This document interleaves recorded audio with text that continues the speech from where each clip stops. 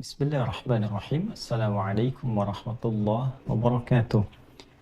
Saudara-saudariku, berbahagia dan bersyukur kita kepada Allah Subhanahu wa Ta'ala diberikan kesempatan kembali untuk berkehidupan sampai dengan malam Jumat ini waktu Indonesia bagian Barat, dan berkesesuaian tentunya dengan waktu saat ini Anda berada.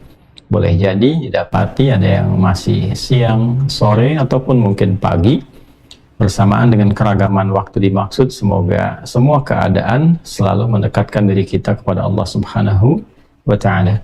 Untuk itu, mengawali perjumpaan kita dalam kajian Al-Quran Sunnah Solution Aqsa di malam hari ini waktu Indonesia bagian Barat, kami mengingatkan pada diri kami dan kita semua akan pengingat dari Nabi SAW melalui kutipan Quran surah ketiga Ali Imran di ayat 102.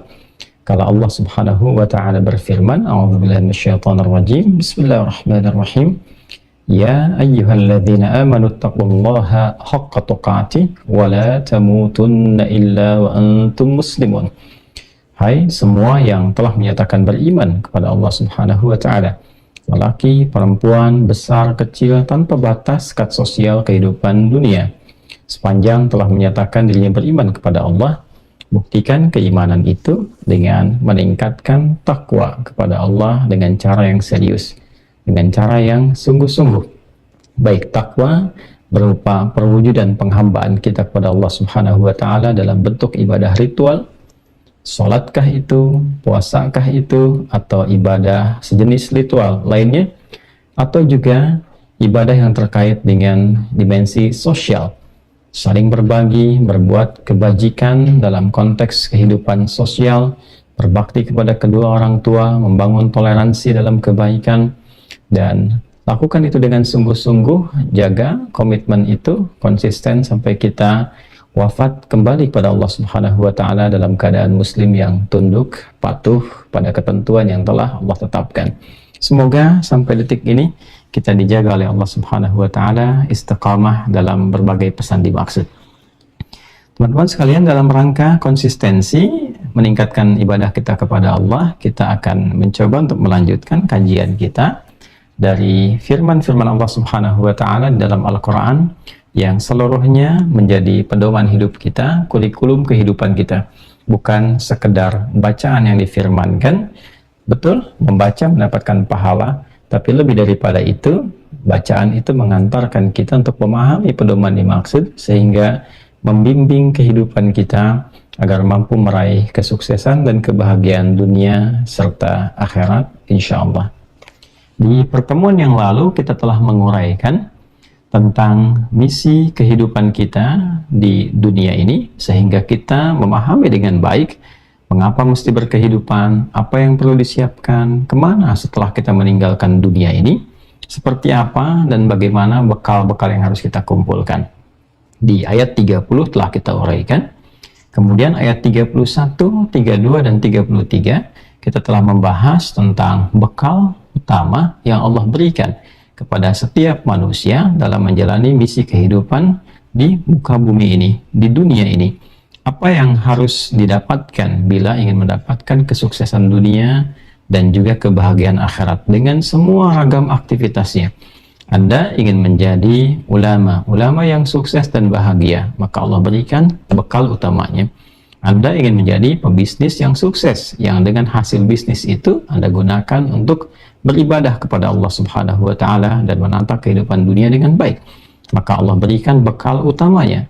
Pun demikian bagi Anda yang ingin beribadah melalui kedudukan, ingin mendapatkan kedudukan tertinggi yang dengan itu membuat kebijakan-kebijakan terbaik yang bermaslahat dan bernilai ibadah di hadapan Allah Subhanahu wa Ta'ala, maka Allah memberikan bekal utama untuk mendapati apa yang diharapkan itu.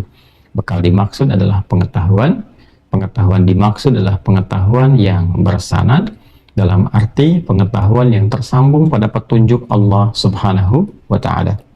Untuk itulah di dalam Al-Quran juga berisi berbagai ragam jenis pengetahuan, baik bimbingan, dasar-dasar berkehidupan dari semua aktivitas yang kita lalui, pun juga isyarat-isyarat pada penemuan-penemuan pengetahuan baru yang dengan itu semakin mengaktualisasikan kehidupan kita di dunia, dan juga berpeluang mendapatkan pencerahan yang berkemajuan di setiap eranya, sehingga membedakan perkembangan zaman dari masa ia hadir dengan masa-masa terdahulu, dan juga mampu menatap masa depan dengan karya-karya yang lebih baik dan gemilang.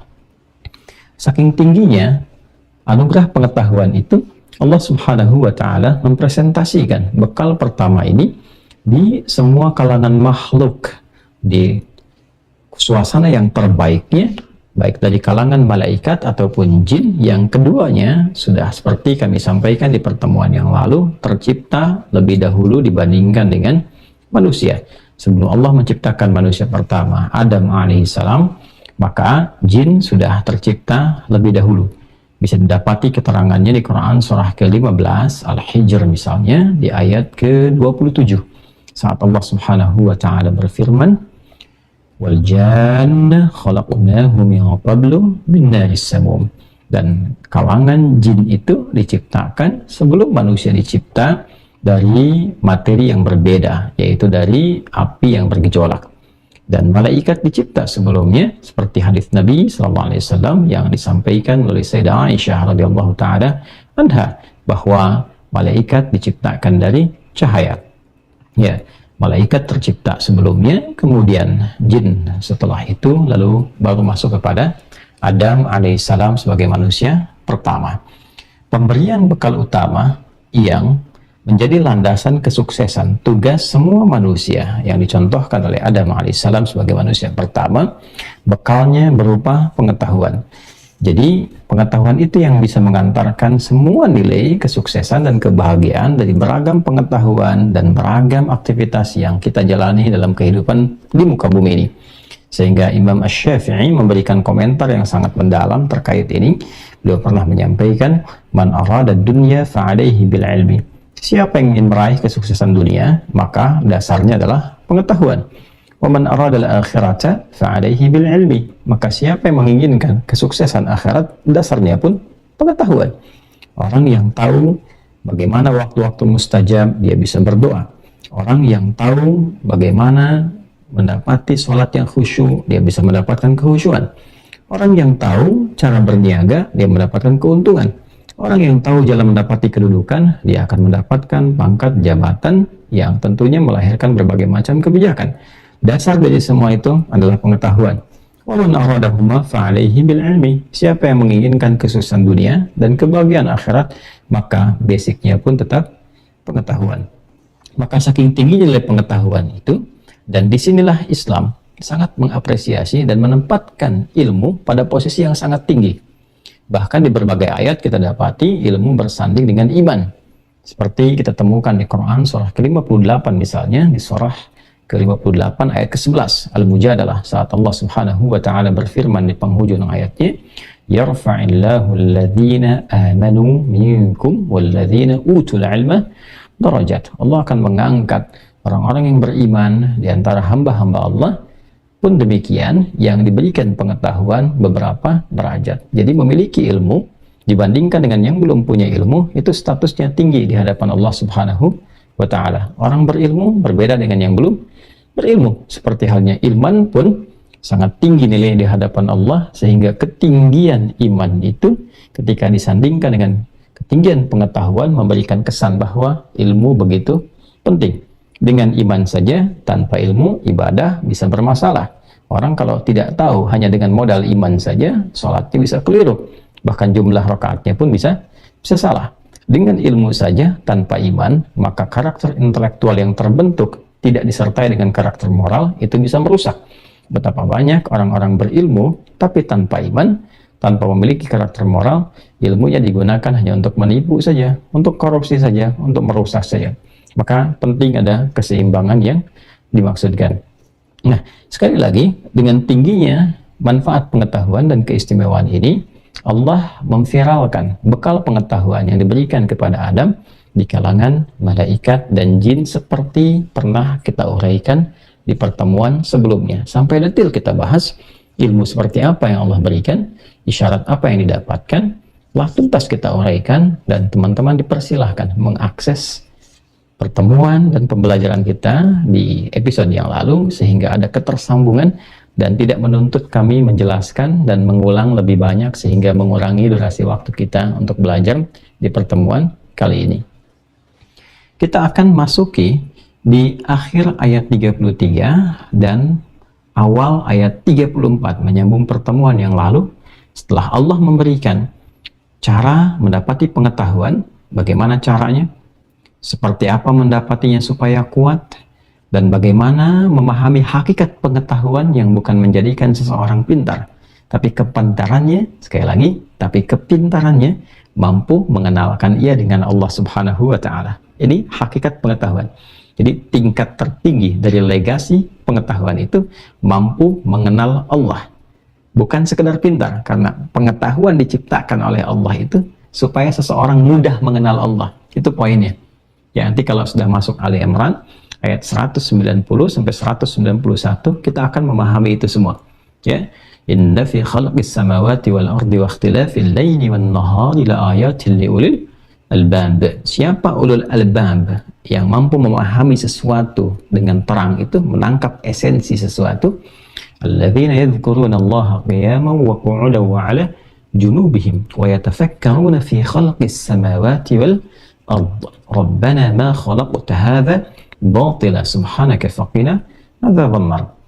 Yang dimaksud orang pintar yang memahami esensi sesuatu itu adalah orang yang mampu menganalisis berbagai hal di sekitarannya, dari mulai data menjadi informasi, jadi knowledge, jadi pengetahuan, dan dari akhir pengetahuan itu dia mampu memahami kesubstansinya, bahwa pengetahuan yang dia hasilkan itu mampu mengenalkan ia pada penciptanya, pada pemilik pengetahuannya. Jadi dia mampu membaca tujuan dari pengetahuan itu, yang inti terbesarnya adalah mengenal pencipta, mengenal Allah Subhanahu wa Ta'ala. Bukan sekedar menganalisis objeknya, karena objek diciptakan, pengetahuan dibuat untuk mendekati objek itu demi mengenal penciptanya. Itu poin besarnya. Nah, kembali teman-teman sekalian, di saat disampaikannya pengetahuan dimaksud kepada Adam alaihi salam, setelah itu kemudian ada yang sangat menarik saat Allah mengungkap di ujungnya, ya kan? Kita bacakan dulu di pembuka ayat 33 supaya ada ketersambungan. A'udzubillahi minasyaitonir rajim. Bismillahirrahmanirrahim. Qala ya Adamu anbi'hum bi asma'ihim. فلما أنبأهم بأسمائهم قال ألم أقل لكم إني أعلم غيب السماوات والأرض وأعلم ما تبدون وما كنتم تكتمون. Saat Allah Subhanahu wa Ta'ala berfirman kepada Adam, ya Adamu anbi'hum bi asma'ihim. Adam, coba engkau presentasikan pengetahuan yang begitu agung. Anba'a yunbi'u itu dari kata naba, ya, sesuatu yang agung, yang besar, yang dahsyat. Jadi di sini pengetahuan ditempatkan sebagai sesuatu yang istimewa, yang agung, yang dahsyat. Ya. Sampaikan, presentasikan pengetahuan yang agung, dahsyat itu berbagai jenis hal yang telah Allah ajarkan. Asma itu bisa berbagai nama, bisa berbagai objek, ya. Intinya adalah beragam pengetahuan yang telah Allah ajarkan sebagai bekal berkehidupan di muka bumi. Falamma anba'ahum bi asma'ihim, maka tatkala Adam alaihi salam mempresentasikan, menyebutkan, membacakan berbagai macam pengetahuan yang agung itu, qala alam aqul lakum inni a'lamu ghaibas samawati wal ard. Allah kemudian merespon itu semua dengan menegaskan, bukankah aku telah menegaskan kepada kalian bahwa aku maha mengetahui segala perkara yang belum nampak, baik di langit dengan ragamnya ataupun juga di bumi. Allah ingin memberikan kesan bagian pertama ini kepada kalangan malaikat yang meminta penjelasan saat Adam ditunjuk sebagai pembawa misi kehidupan di bumi, khalifatullahi fil ard. Maka Allah menggambarkan kepada mereka melalui presentasi Adam alaihissalam tentang hal yang belum mereka ketahui. Kenapa yang ditunjuk Adam, bukan malaikat, bukan jin? Maka menjawab penasaran malaikat, menjawab pertanyaan malaikat, konsultasinya malaikat, dijelaskanlah melalui pembuktian.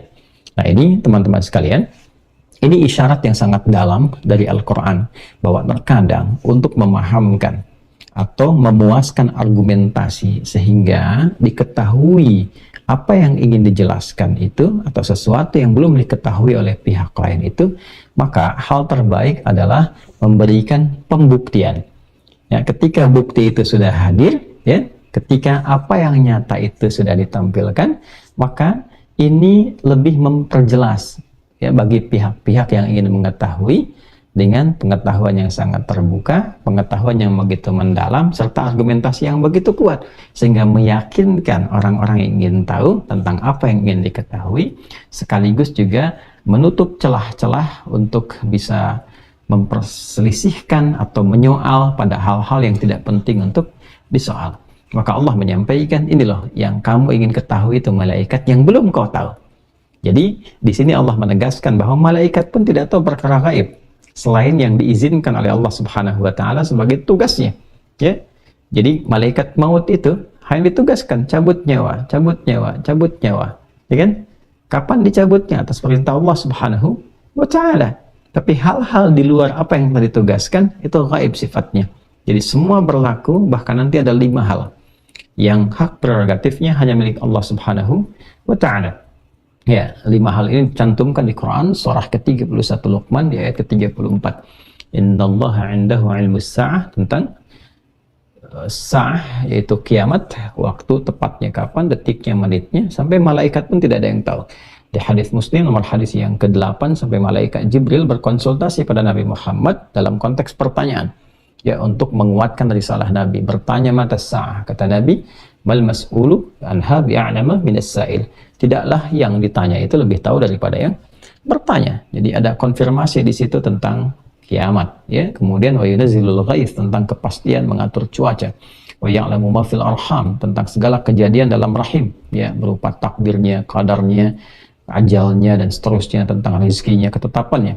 Wa ma tadri nafsun madza taksibu ghadan, apa yang akan terjadi kemudian. Wa ma tadri nafsun bi ayyi ardin tamut, dan juga tentang kapan dan di mana akan wafat. 5 hak prerogatif Allah Subhanahu wa taala yang tidak diketahui oleh makhluk manapun. Maka bagian pertama di sini Allah ingin menegaskan pada rasa penasaran malaikat tentang mengapa manusia yang dipilih menjadi khalifah atau membawa misi dalam kehidupan di bumi. Maka Allah terangkan, ini hikmahnya, ini bekalnya, ini yang belum kau tahu. Dan Allah bukan hanya menegaskan tentang alam 1 atau 2, bahkan Allah menegaskan semua alam dikuasai oleh Allah Subhanahu wa taala, yang termasuk langit dan bumi. Yang menarik dengan kaitan kita saat ini akan kita bahas, wa'lamu ma tubduna wa ma kuntum taktumun. Dan aku Maha mengetahui apa yang kalian tampakkan dan apa yang kalian sembunyikan. Nah, ini yang paling menarik teman-teman sekalian. Ada penutup di ayat ini yang memberikan kesan mendalam kepada kita, wa ma kuntum taktumun, dan apa yang kalian sembunyikan. Mengapa bagian akhir ini muncul? Apa kaitannya dengan ayat setelahnya? Nah, ini akan menjadi pembahasan kita di pertemuan malam hari ini. Jadi kalau kita lihat yang sebelumnya, ini menegaskan kepada malaikat, maka bagian akhirnya ini menegaskan kepada pihak mana? Dan masih ingat saat Allah Subhanahu wa taala memberikan kesempatan pada Adam alaihissalam untuk mempresentasikan gambaran dari tugasnya dan manfaat bekal pengetahuannya yang hadir dari kalangan makhluk, di situ kan ada 3 makhluk utama, malaikat, jin, kemudian Adam sendiri yang mewakili bagian manusia. Malaikat, jin, dan manusia. Jika Adam yang diberikan tugas untuk presentasi sisi ilmiahnya, pengetahuannya Allah berikan, malaikat digambarkan melalui bagian dari ayat inni a'lamu ghaibas samawati wal ard, ya, mewakili jawaban atas pertanyaan mereka mengapa dipilih Adam. Kemudian mereka secara nyata mengkonsultasikan kepada Allah sesuatu yang nyata, yang tampak, yang kelihatan, yaitu disebut bada yabdu, gitu kan? Nah, kemudian atau abda yubdi, menampakkan sesuatu terlihat. Nah, mereka termasuk yang menampakkan. ya apa yang ditampilkan oleh Allah Subhanahu wa taala melalui Adam alaihissalam, maka mereka tampakkan sikap ketaatannya, kepatuhannya. Kalau ingin tanya ditampakkan, tidak menyembunyikan sesuatu pun. Itu karakteristik malaikat. Maka siapa yang dimaksud wa ma kuntum taktumun? Baik, di sini tidak ditemukan alternatif lain kecuali kalangan yang ketiga, yaitu sebagian jin yang ada pada saat itu kala Adam alaihissalam diperintahkan oleh Allah untuk menyebutkan beragam jenis pembuktian pengetahuan yang Allah instalkan pada dirinya sebelum dimulai tugas di muka bumi. Maka siapa kalangan jin yang dimaksudkan ini? Ya, yang memberikan kesan bahwa ada sesuatu yang disembunyikan pada diri makhluk ini. Ada sesuatu yang tidak ditampakkan. Dan disinilah letak keagungan Allah Subhanahu wa taala yang menegaskan kepada kita sebelum menyampaikan peristiwanya bahwa Allah sudah mengetahui sebelum itu terjadi. Ya, maka keyakinan kita dalam Ahlu Sunnah wal Jamaah, Allah mengetahui detil sesuatu. Ingat itu. Ya, karena nanti ada paham-paham yang mengatakan bahwa Allah hanya berkuasa atas umumnya sesuatu, tidak pada detail sesuatu. Tidak. Ahlu Sunnah tidak demikian.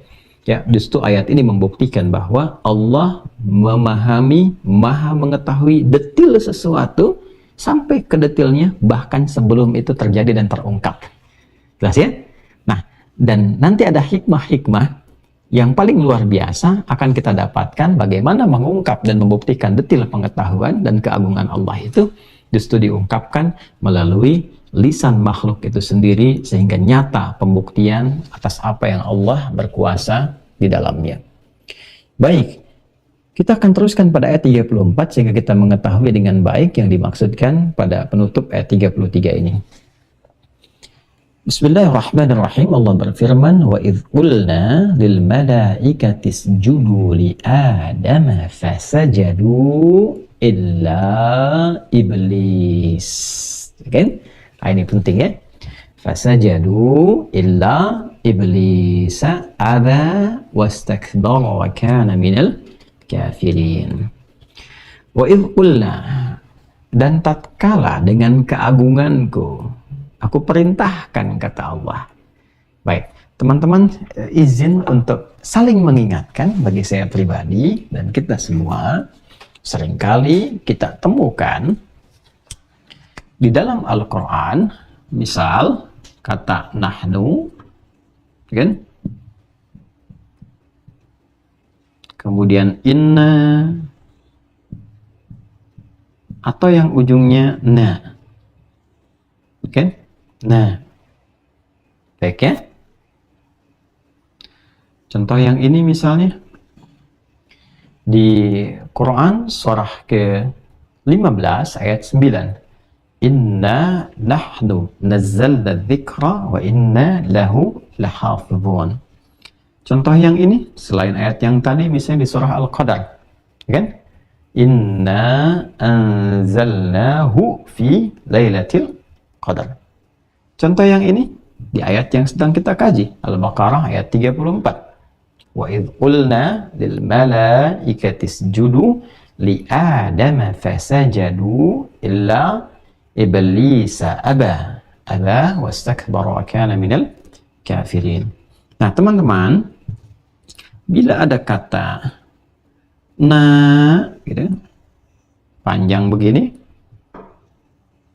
ya, baik menggunakan inna, kalau begini berarti ada dua yang disatukan, inna pendek begini, huruf taukid untuk menguatkan, dan na begini. Okay? Ini na seperti ini juga demikian, terus semakna dengan akar katanya itu nahnu. Bila dalam bahasa Arab biasa, gramatikal bahasa Arab standar, ini seringkali diartikan dengan kami. Oke. Baik, ini terjemahan. Tapi kalau kita mempelajari kedalaman bahasa Arab, khususnya nanti ada di ilmu balaghah, kita akan temukan bahwa kata nahnu ini memiliki dua arti. Arti pertama menunjukkan makna banyak sesuatu yang dilakukan secara bersyarikat, yang mengerjakan bukan satu dua orang, tetapi sifatnya banyak. Yang kedua, ini menunjukkan namanya ta'zimun nafsi, ya, menunjuk pada satu keagungan, sesuatu yang besar, sesuatu yang ta'zim, ya, yang istimewa. Ini dalam bahasa Arab disebut dengan ta'zimun nafsi.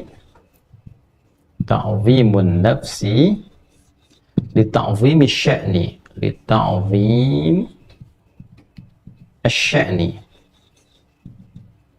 Ya. Menghadirkan keagungan, kedahsyatan tertentu untuk menunjukkan tingginya, agungnya informasi yang disampaikan. Jadi di Arab itu kalau ingin mengungkapkan satu informasi yang istimewa, maka ditarik kemudian informasi itu dengan menampilkan keagungan penyampainya. Jika memang yang menyampaikan itu memiliki satu kedudukan yang tinggi, yang agung, yang istimewa, yang luar biasa. Nah, pemaknaan ini yang dimaksudkan di dalam Al-Quran ketika kata nahnu, inna, ataupun na hadir di antara informasi yang berkaitan dengan ayat-ayat Al-Quran. Intinya, jika kita membaca Al-Quran menemukan inna, na, atau nahnu, maka cara menerjemahkannya jangan dipahamkan bahwa ini banyak, kok Allah bisa banyak, padahal qul huwallahu ahad. Yang dimaksudkan adalah ta'zimun nafsi li ta'zimi sya'ni, untuk menunjukkan keagungan informasi, pentingnya informasi yang disampaikan sampai Allah menghadirkan keagungan zatnya. Ya, karena itu cara menerjemahkannya demi keagunganku. Ya kan? Jelas ya? Demi keagunganku. Jadi Allah sampai menghadirkan keagungan dirinya untuk menunjukkan betapa pentingnya informasi yang disampaikan. Paham ya? Baik. Mari kita bawa ini ke dalam terjemahan Quran surah kedua ayat 34. Wa idh qulna, dan ingat, pahami, tatkala dengan keagunganku. Ya kan? Aku firmankan. Baik, jadi informasi yang akan disampaikan di ayat ini berupa firman Allah yang berarti perintah. Ya kan? Kalau firman Allah kan berarti perintah untuk mengerjakan atau meninggalkan. Kalau meninggalkan kita sebut larangan. Ya kan? Baik, kalau untuk mengerjakan disebut dengan perintah kan? Baik, padahal perintah itu dasarnya kan semua perintah. Kalau dari yang tinggi ke rendah kan sifatnya perintah. Ya kan? Kalau untuk meninggalkan berarti sifatnya larangan. Jangan zina ya, tinggalkan, berarti larangan untuk berzina. Jangan mabuk, larangan untuk mabuk, ya kan? Atau sifatnya murni untuk mengikuti. Baik, perintah sifatnya untuk mengikuti, untuk memberikan kesan kepatuhan dan ketaatan. Salat ya, untuk menguji, betul nggak dia hamba, betul nggak patuh, betul nggak taat, gitu kan? Karena itulah kita temukan perintah dan larangan. Perintah menguji kepatuhan untuk mengikuti sesuatu, larangan perintah untuk meninggalkan sesuatu yang menunjukkan pada ketaatan atas apa yang Allah firmankan. Jadi di sini kita temukan bentuk perintah. Nah, ketika perintah ini menggunakan na, memberikan kesan bahwa ini bukan perintah biasa, sesuatu yang agung, yang istimewa. Karena yang perintahkan bukan makhluk, yang perintahkan Allah. Karena itu, semua bentuk pekerjaan, informasi yang diikat dengan perintah Allah, dibuka dengan kata seperti ini, wa qulna, wa idh qulna, ini menunjukkan bahwa hakikatnya yang diinginkan adalah kepatuhan pada perintahnya, bukan bentuk pekerjaan itu sendiri. Jadi kalau nggak ada perintah, nggak akan dikerjakan itu. Itu poinnya. Jelas ya? Pahami ini dulu. Jadi, kalaupun kita, misal, kita praktekkan, mendapati dari Allah perintah untuk sholat misalnya, perintah untuk puasa, ya, yang penting itu bukan sholatnya. Yang penting itu kepatuhan pada perintahnya. Jadi kita menunaikan sholat ini, ya, bagi diri kita itu untuk membuktikan kita taat kepada Allah, bukan karena sujud dan rukunya. Jelas ya? Sujud ruku itu penting untuk dilakukan, tapi kepentingan kita sujud dan ruku itu atas dasar kepatuhan untuk mematuhi perintah Allah. Kita kan mengakui hamba, ya kan? Nah, bagaimana membuktikan penghambaan kita? Dengan patuh kepada Allah. Jadi, kalau Allah perintahkan, kita kerjakan, tuh poinnya. Kalau Allah nggak nyuruh sholat, kita nggak akan sholat. Cuma karena Allah perintahkan, kita ikut.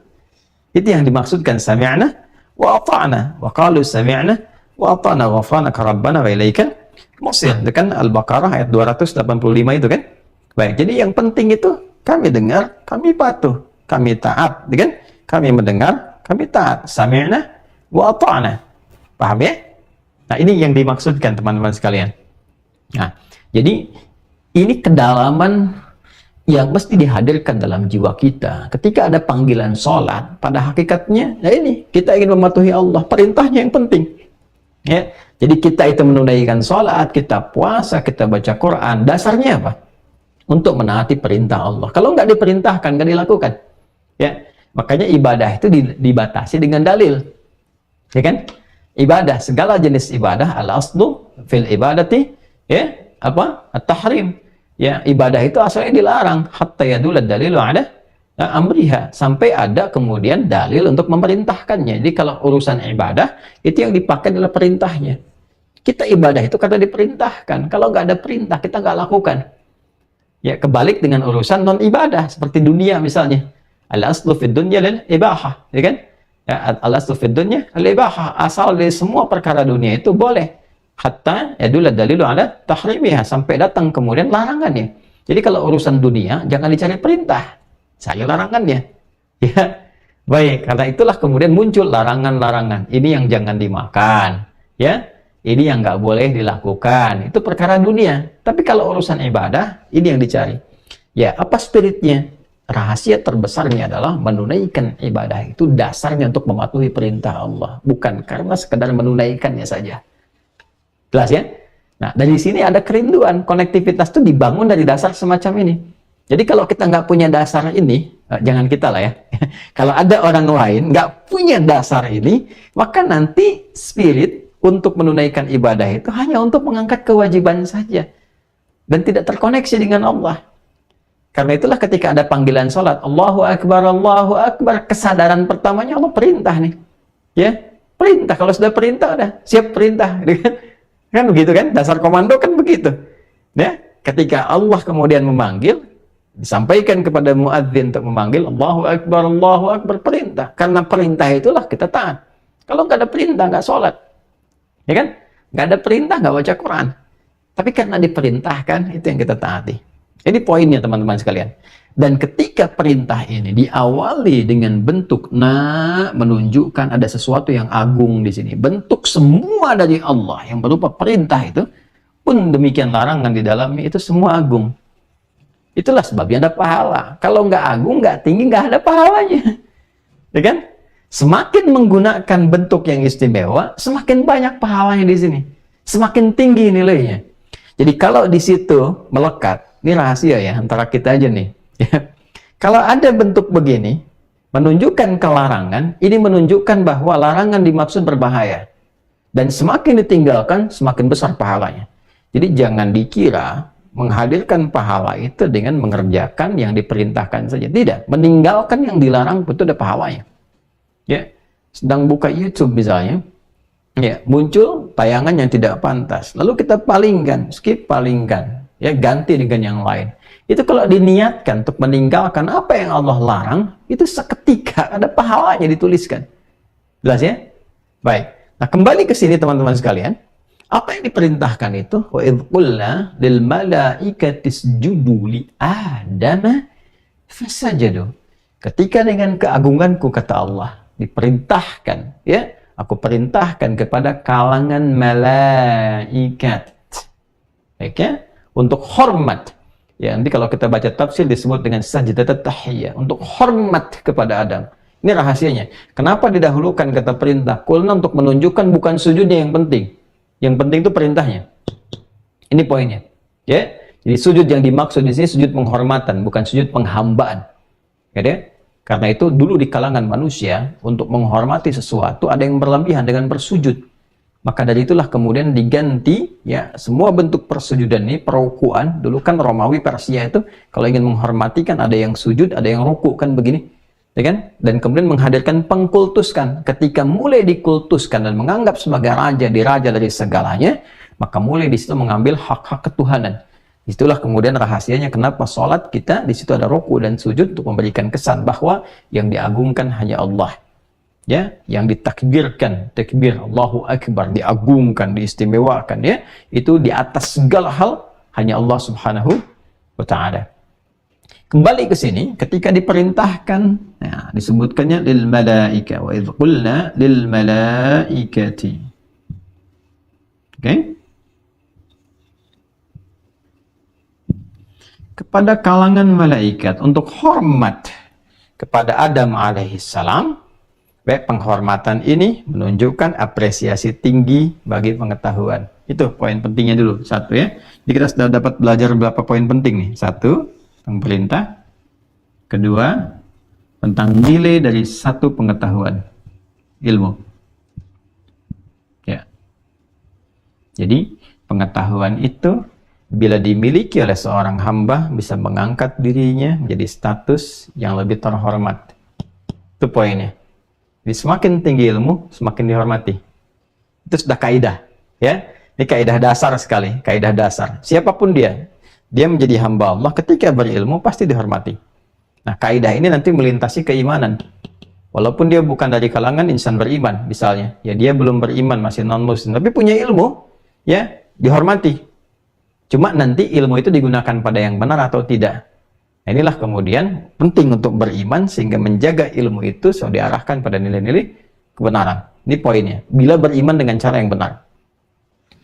Nah, kemudian diperintahkan malaikat untuk hormat. Jadi ada status pengetahuan yang bila didedikasikan dengan cara yang benar dan diniatkan untuk menaati Allah, menaati perintahnya, maka jangankan manusia menghormati, malaikat pun diminta untuk hormat. Betapa tinggi nilai seseorang yang mendedikasikan bekal pengetahuan yang Allah titipkan kepadanya untuk menaati Allah, itu statusnya di sisi Allah begitu tingginya sampai malaikat pun diminta untuk menghormatinya.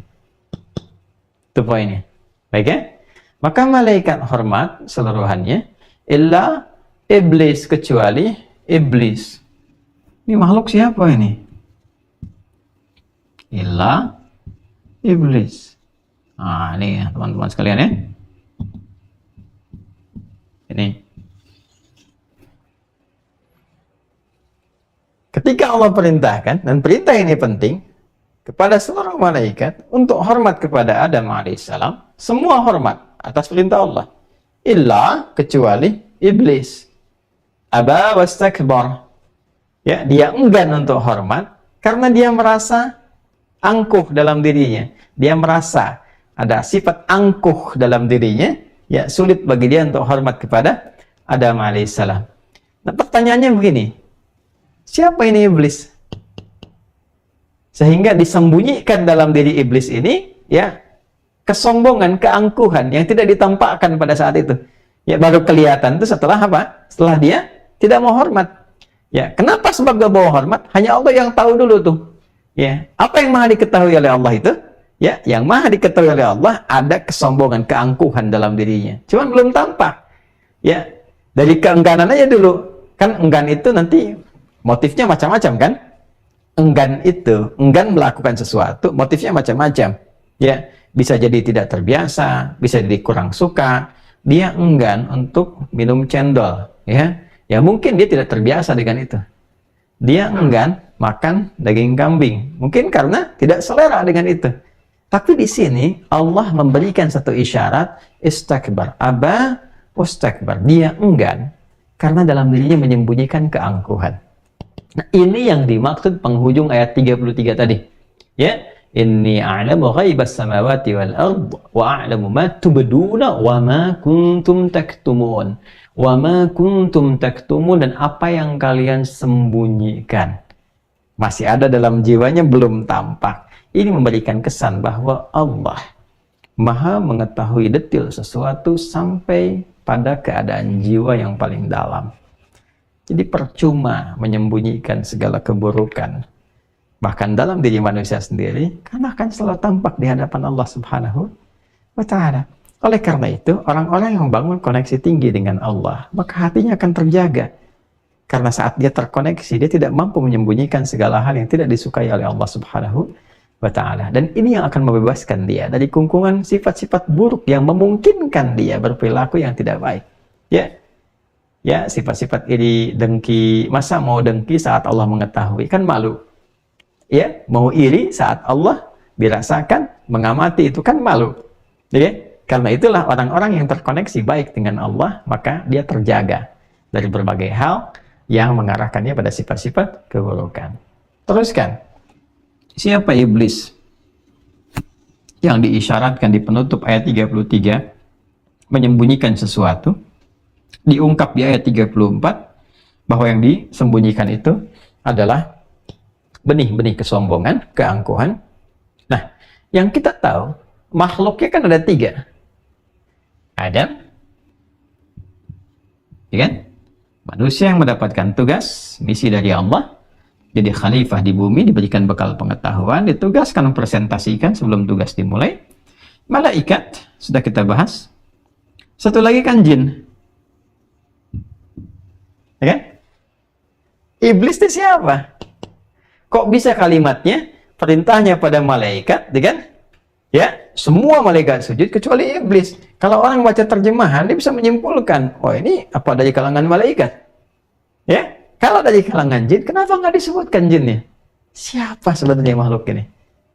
Kita akan dapati informasi itu setelah menunaikan sholat Isya berjamaah. Kita jeda dulu, sudah masuk waktu Isya, waktu Indonesia bagian Barat. Kita tunaikan sholat Isya berjamaah, ikuti amalan sunnahnya, berdoa untuk kebaikan, dan semoga Allah Subhanahu wa Ta'ala memberkahi kita semua. Subhanakallahumma wa bihamdika, asyhadu an la ilaha illa anta, nastaghfiruka wa natubu ilaik, wa akhiru da'wana alhamdulillahi rabbil alamin. Kita lanjutkan setelah menunaikan sholat Isya berjamaah. Assalamualaikum warahmatullahi wabarakatuh. Bismillahirrahmanirrahim. Assalamualaikum warahmatullahi wabarakatuh. Alhamdulillah, wassalatu wassalamu ala rasulillah wa ala alihi wa sahbihi wa man walah, wa ba'd.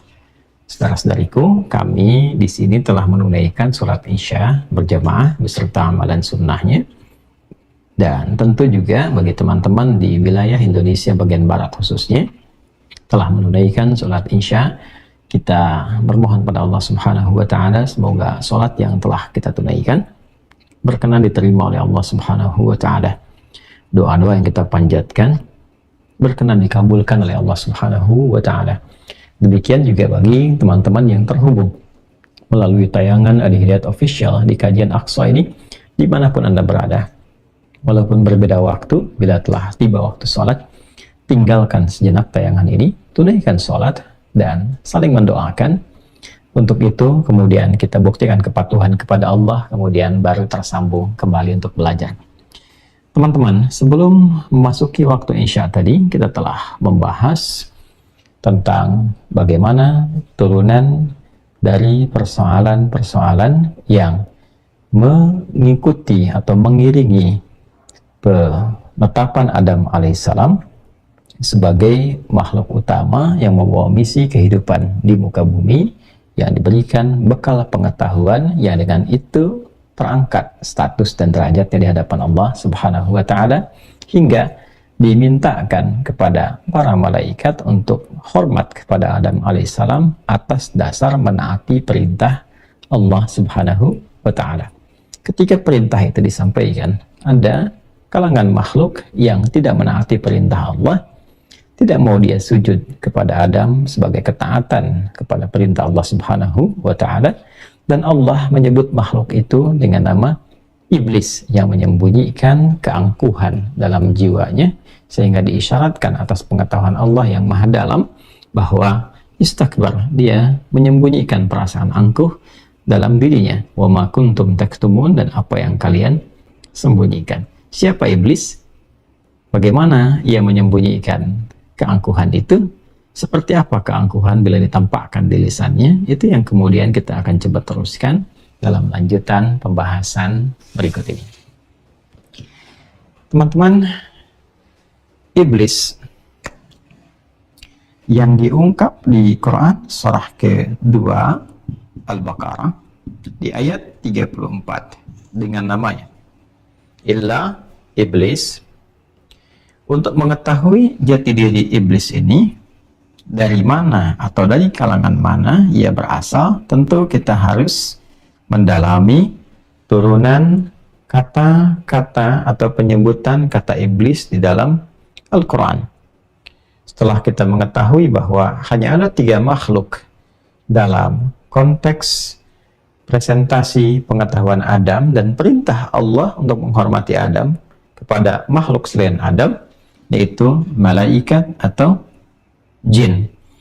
Tinggal 2 saja, apakah iblis ini termasuk dari kalangan malaikat atau dia termasuk dari kalangan jin.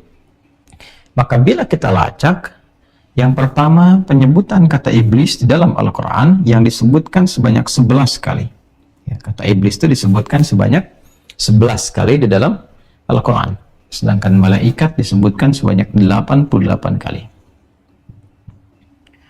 Maka kita temukan di antara 11 kali penyebutan ini ada ayat yang pembukanya sama dengan ayat 34 di surah kedua Al-Baqarah. Jadi kalau di surah kedua Al-Baqarah ayat 34 berbunyi, wa idh qulna lil malaikati isjudu li adama fasajadu illa iblis. Ditemukan di surah lain, tepatnya surah ke-18 di ayat ke-50 surah Al-Kahf. Kalau kita masuk di Jumat, biasa kita membaca surat Al-Kahf selain surah Yasin. Jadi ada yang membaca Yasin dan membaca Al-Kahf. Kalau kita bacakan surat Al-Kahf di ayat ke-50, maka kita akan temukan pembuka yang serupa. Hanya bedanya, yang di ayat ke-50 surat Al-Kahf mendetilkan siapa itu iblis. Baik, jadi ada tafsir ayat bil ayat, ya. Wa idh qulna lil malaikati isjudu li adama fasajadu illa iblis. Demikian Quran surah ke-18 ayat 50. Siapa iblis itu? Kana minal jinni, ini. Fafasaqa an amri rabbih. Karena iblis itu termasuk minal jinni, kalangan jin. Nah, ini penting kita clearkan. Jadi yang dimaksud iblis ini yang diungkap di Quran surah kedua Al-Baqarah ayat 34, dijelaskan di Quran surah 18 Al-Kahf ayat 50 dengan pembuka yang sama untuk mendetilkan, ya kan? Jadi ingat, di rumus ilmu Al-Quran itu, jika ditemukan ayat yang serupa, bahkan lafadznya sama, itu bukan pengulangan. Karena tidak ada pengulangan dalam Al-Quran. Kaidah ilmu Al-Qurannya berbunyi, ta'sis li ma'nan jadid, untuk menunjukkan makna yang baru. Itulah keagungan Quran. Lafadznya terlihat sama, tapi maknanya berbeda. Ya, dan itu ada nilai keindahan di dalamnya. Makanya kalau kita ngaji Ar-Rahman kan, fabi ayyi ala'i rabbikuma tukadziban, ya, seperti diulang kan, lafadznya serupa, tapi makna satu dengan kedua, 3 dengan keempat, 5 dengan keenam, dan selanjutnya itu berbeda. Ada makna yang baru di setiap lafadznya. Itulah indahnya Al-Quran. Baru bisa merasakan kelezatan dan keagungannya kalau kita mengaji tentang keistimewaan bahasanya. Balik ke sini. Kana minal jinni fafasaqa an amri rabbi. Iblis yang dimaksud di sini bukan dari kalangan malaikat, tapi dari kalangan jin. Ya. Ya. Fafasaqa an amri rabbi. Jin yang menyimpang. Nah, fafasaqa an amri rabbi, dari perintah Allah, Rabbnya. Fafasaqa. Ya, clear ya? Baik, kita ungkap satu-satu biar lebih detail lagi. Jadi iblis yang dimaksudkan bukan dari kalangan malaikat. Iblis ini bukan makhluk dari kalangan malaikat, tapi kalangan apa? Jin. Jelas ya? Baik. Malaikat, nafas kehidupannya itu tercipta dengan materi baik saja, sifat takwa saja.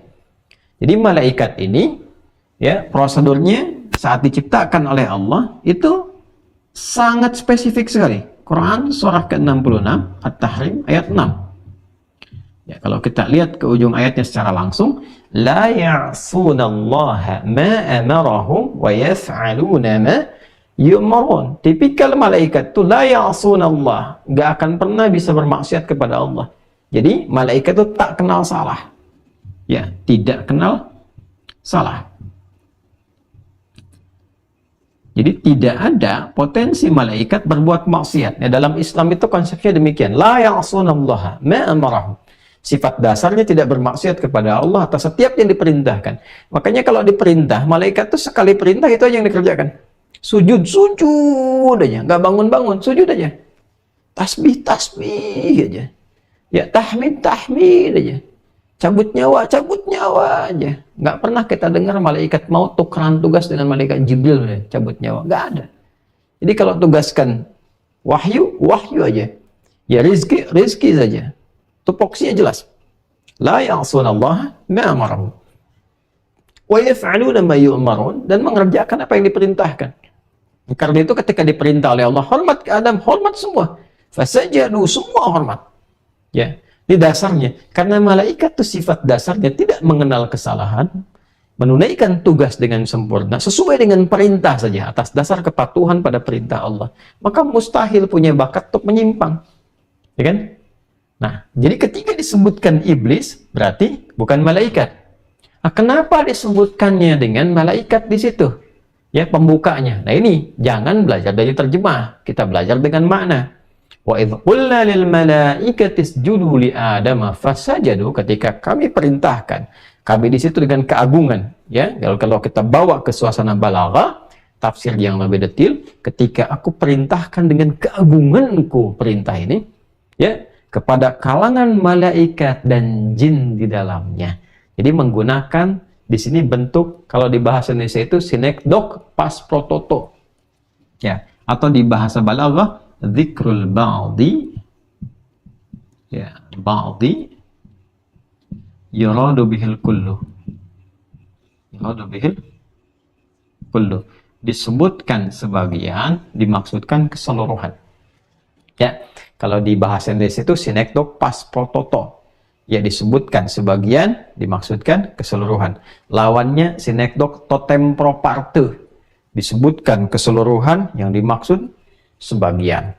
Ya, contoh paling gampang totem pro parte, misalnya Indonesia melawan Thailand, ya, di final SEA Games yang lalu. Apakah semua orang Indonesia kemudian bermain bola lawan Thailand? Kan tidak. Maksudnya beberapa kalangan saja, tapi disebutkannya totem pro parte, membawa nama keseluruhan untuk menunjukkan kebesaran, ya kan? Menunjukkan keterlibatan, menunjukkan ingin disemangati, gitu kan? Lawannya pas prototo, disebutkan sebagian untuk mewakili sesuatu yang banyak. Kemana Pak? Mencari sesuap nasi dulu mah. Padahal kan yang dicari belum tentu sesuap kan? Bisa rice cooker, gitu. Mencari yang lainnya lagi, nah itu pas prototo. Maka di sini, karena malaikat nih jumlahnya lebih banyak, lebih mewakili, lebih agung, maka disebutkan bagiannya, ya, untuk menunjukkan cover kepada yang di bawahnya. Jadi ketika disebutkan malaikat itu, maka yang dimaksud keseluruhan yang ada, ya, pada suasana itu. Wa idh qulna lil malaikati isjudu, ketika kami perintahkan, ya, kepada para malaikat keseluruhannya, termasuk jin di dalamnya. Nanti kita akan lihat kenapa golongan jin dimasukkan, ya, dalam perintah yang diikutkan pada malaikat. Kita akan lihat, ya, apa hikmah yang ada di situ. Ya, tapi pertama kita ingin tunjukkan ini metodologi kebahasaannya. Jadi disebutkan malaikat bukan ingin menunjukkan bahwa iblis adalah dari malaikat yang menyimpang, bukan, jauh sekali pemahaman demikian. Jadi kita tidak mengenal konsep yang demikian. Ya, kalau di keyakinan lain mungkin kita pernah temukan ada malaikat yang menyimpang melawan Tuhan, kerja sama-sama iblis. Nah, di Islam tidak mengenal itu. Ya, malaikat jalurnya lurus saja. Ya, penyimpangan dari iblis ini bersumber dari makhluk lain, yaitu jin. Jin siapa yang dimaksudkan di sini? Nah, ini dia. Kana minal jinni, ada alif lamnya. Iblis yang dimaksud di sini minal jinni, termasuk min, termasuk kalangan jin. Ya. Yang ada pada peristiwa itu fa fasaqa, ini kuncinya. Ya. Maka dia berbuat menyimpang. Fasaq itu, ya, pelakunya disebut fasik. Ya. Perbuatannya disebut dengan fiskun atau fusuk, ya, atau fusuk.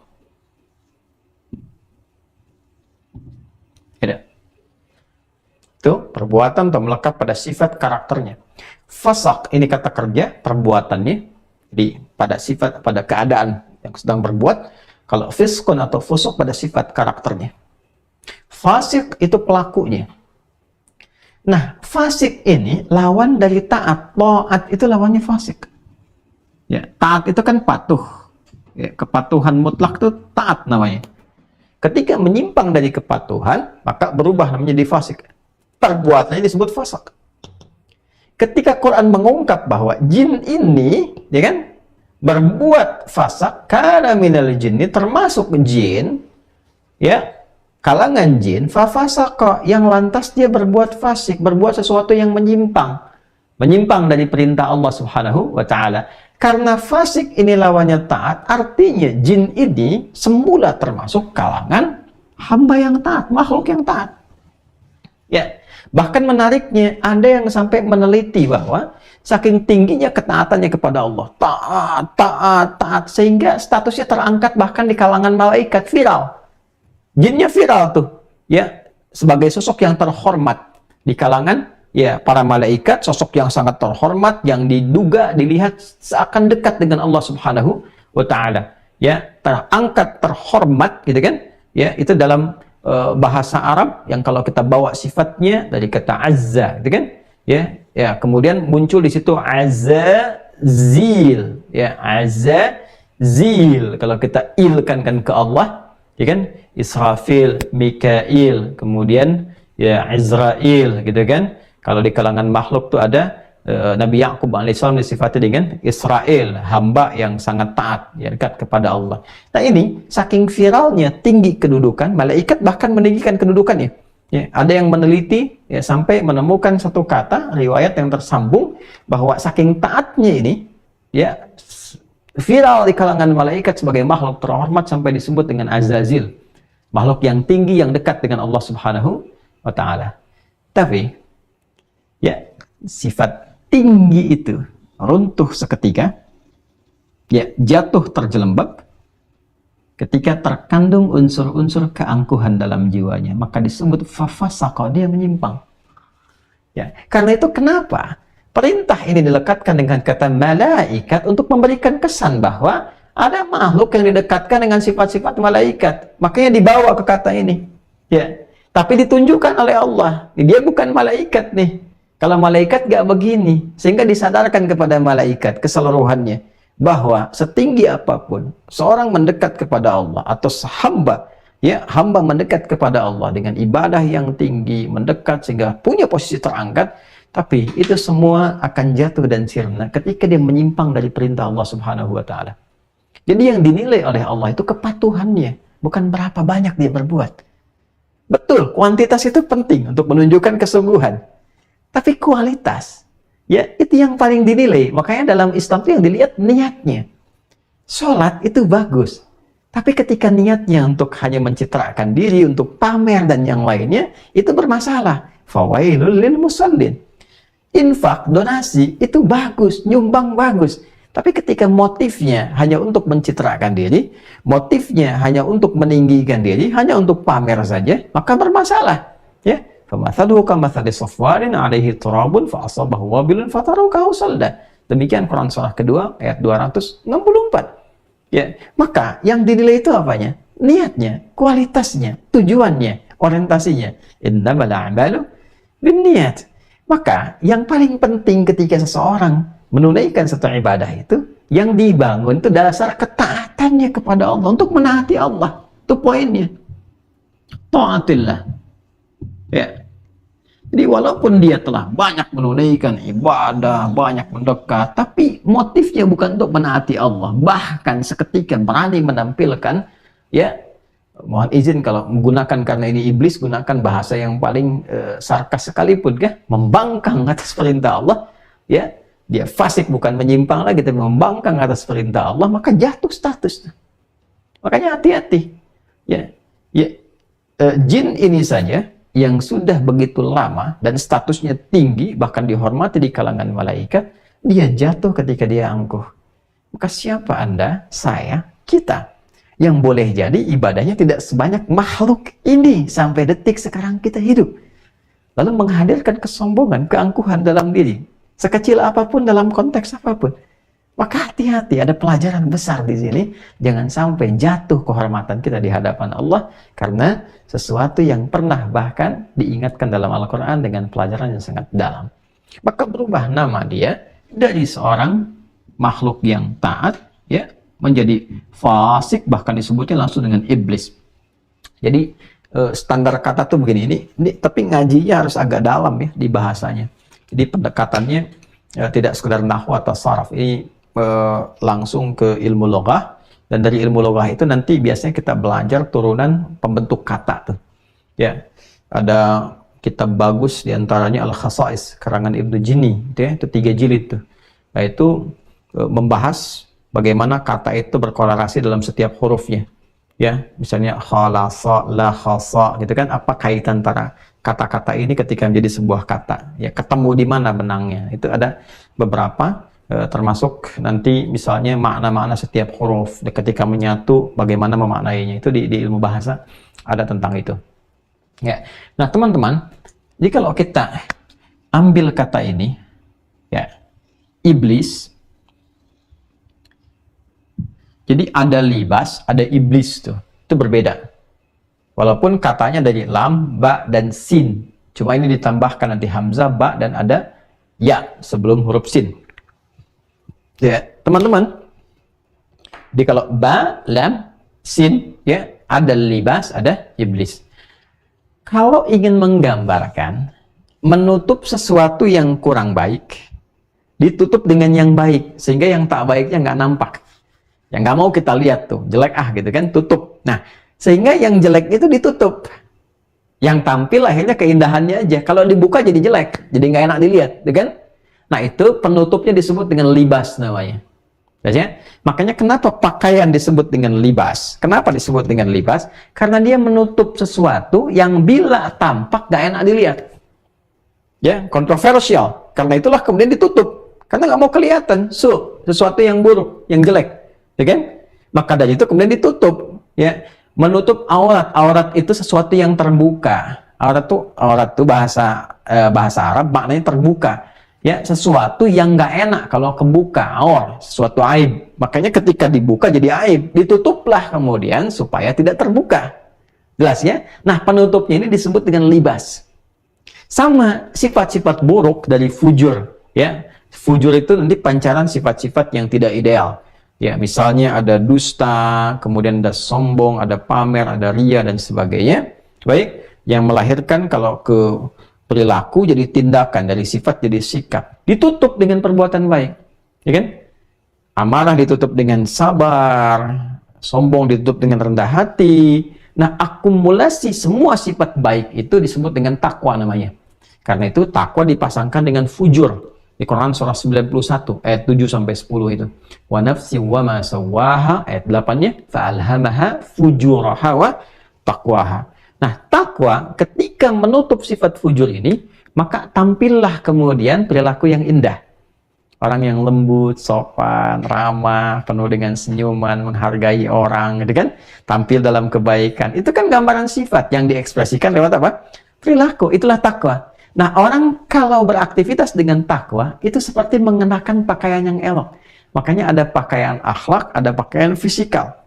Nah, itu yang dimaksudkan di Quran, walibasut taqwa dzalika khair. Ya, Quran surah ke-7 tuh, kalau kita ngaji dari ayat ke-26, 27, 28 ditemukan itu. Walibasut taqwa dzalika khair.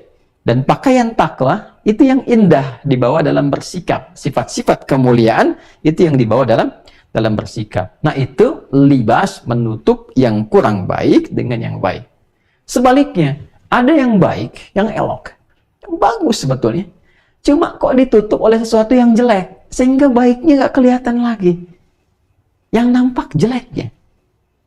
Maka pada makna yang kedua ini berubah namanya menjadi iblis. Jelas ya?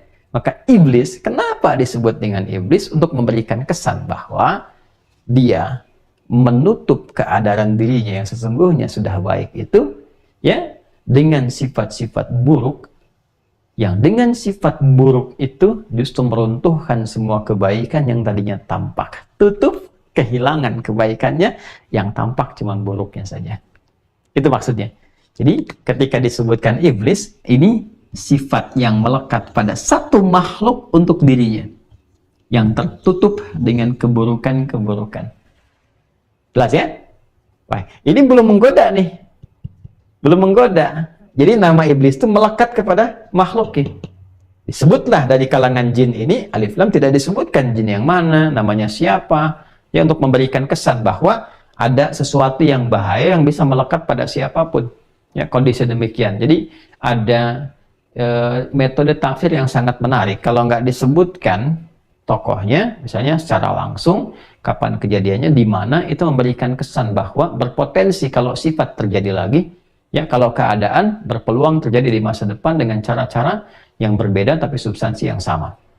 Makanya dipesankan dengan kata ini memberi kesan bahwa hati-hati, jangan sampai ada anak cucu Adam mengikuti jejak ini sehingga kebaikannya tertutup, jejak kemuliaan terhapus.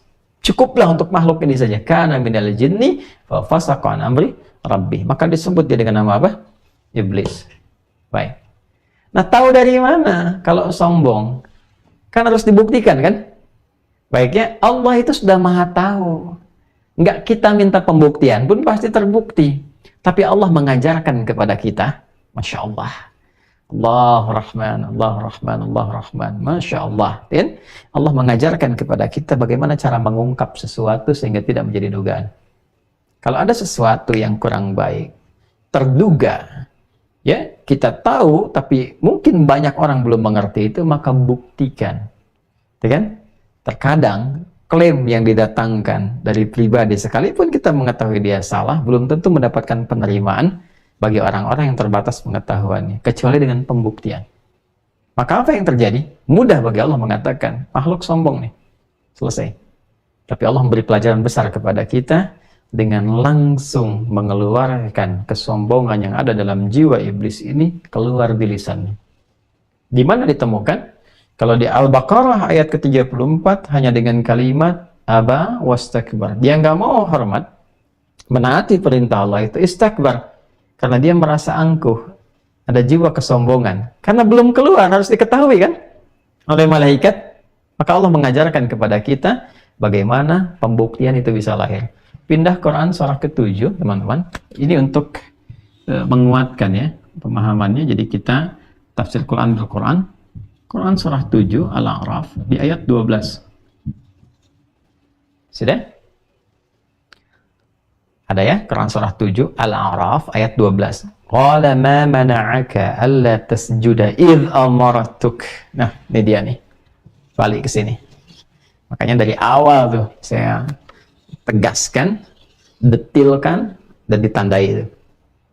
Qala ma mana'aka. Qala ma mana'aka alla tasjuda idh amartuk. Hei iblis. Tuh, langsung iblis. Apa yang menghambat engkau, yang mencegah engkau untuk hormat kepada Adam ketika aku perintahkan? Ini poinnya, ketika aku perintahkan. Ya, dan disematkan kata ini, idh amartu, ketika aku perintahkan. Yang penting itu bukan sujudnya, bukan hormatnya, tapi ini perintah saya, kata Allah. Ya, ini yang tadi saya tegaskan dari awal, kan, menjelang Isya tadi kita itu. Sejak awal sudah selesai maghrib kita bahas, saya tekankan betul ini untuk memberi kesan bahwa dasar kita beribadah, menyembah Allah, sholat, puasa, dan bentuk ketaatan lainnya itu untuk membuktikan kepatuhan kita pada perintah Allah. Karena kita ini hamba. Bukti kita menghamba itu kita patuh. Kan bukti seorang hamba itu patuh pada Tuannya kan. Jadi tingkat segala bentuk Tuhan itu disebut Tuhan. Ya. Dan Tuhan yang hak itu adalah Allah. Maka ketika kita bertuhan kepada Allah, harus dibuktikan dengan penghambaan. Itu yang dimaksud Quran surah ke-20 Thaha ayat ke-14. Innani anallahu la ilaha illa ana fa'budni. Itu. Akulah Allah, kata Allah. Gak ada Tuhan yang layak dipertuhankan selain aku. Jika engkau menuhankan aku, buktikan engkau sebagai hamba dengan menyembahku. Maka ketika kita menyembah Allah, itu adalah dasar petunjuk kepatuhan pada perintahnya. Nah, iblis dikonfirmasi. Supaya terdengar, mudah bagi Allah mengatakan, kamu membangkang, kamu sombong. Tapi supaya terdengar keluar di lisannya sebagai pembuktian. Ya, sehingga dia tidak bisa mengelak lagi. Qala ma mana'aka alla tasjuda idh amartuk. Hey, kenapa engkau tidak mau hormat? Apa yang mencegahmu untuk hormat kepada Adam ketika aku perintahkan? Itu perintah saya. Bukan karena sujudnya, bukan karena hormatnya. Apa yang keluar di lisannya? Qala ana khairum minhu. Khalaqtani min narin wa khalaqtahu min tin. Nah, ini tafsir dari aba wastakbar. Istakbar. Ini dia poinnya. Ya, jadi ini untuk menunjukkan, oh indah sekali, Masya Allah ngajinya tuh ya. Ayat ini memberikan kesan bahwa Allah mengetahui setiap detil sesuatu dengan mendalam. Tuh. Makanya tidak usah merencanakan keburukan, karena Allah Maha tahu. Ya. Dan jangan kecewa dengan sesuatu, karena Allah Maha tahu. Jangan bangga dengan sesuatu yang belum diraih, karena Allah Maha tahu. Ya kan? Jangan selalu ingin diungkap kebaikan yang telah dilakukan, karena Allah sudah Maha tahu sebelum dikerjakan. Kalau kita memahami ini, nikmat, jalani aja. Jalani aja. Ya, sedang bahagia, bersyukur. Ya, sedang mengalami situasi yang kurang nyaman, bersabar. Karena Allah Maha tahu. Ini poinnya. Nah, untuk mengungkap itu semua, diungkap di lisan. Iblis laknatullah alaihi itu. Ya, istakbar, dari mana taunya? Diungkap oleh Allah. Padahal nggak usah ditanya kalau Allah kan. Cuma diungkap untuk memberikan kepada kita pelajaran besar. Buktikan. Nah, ini nanti yang menjadi dasar fitrah kehidupan di bumi. Jadi kalau ada tuduhan, nggak boleh sembarangan langsung dihukum. Dibuktikan. Makanya pengadilan adalah momentum terbaik untuk menghadirkan pembuktian. Sebelum hukum keluar kan diuji dulu tuh. Nah, ini dasarnya dari sini. Jadi sudah fitrah dalam kehidupan. Ada bukti. Ya, keluar. Dan bukti paling tinggi itu pengakuan. Ya, makanya kalau sudah mengaku ya sudah. Ya kan? Itu paling tinggi. Nah, ini pengakuan di lisan iblis sendiri. Ana khairum minhu. Khalaqtani min nari wa khalaqtahu min tin. Saya lebih hebat dibandingkan Adam. Saya lebih baik dari Adam. Sombong. Dah, istakbar. Ya. Dia ada takabur, ada istakbar. Istakbar itu membawa kesombongan melekat pada dirinya. Na'udzubillah min dzalik. Ana khairum minhu. Saya lebih hebat, lebih baik daripada Adam. Khalaqtani min nar. Kau ciptakan aku dari api. Ya. Wa khalaqtahu min tin. Kau ciptakan dia dari tanah, saripati tanah. Ya, aku lebih hebat.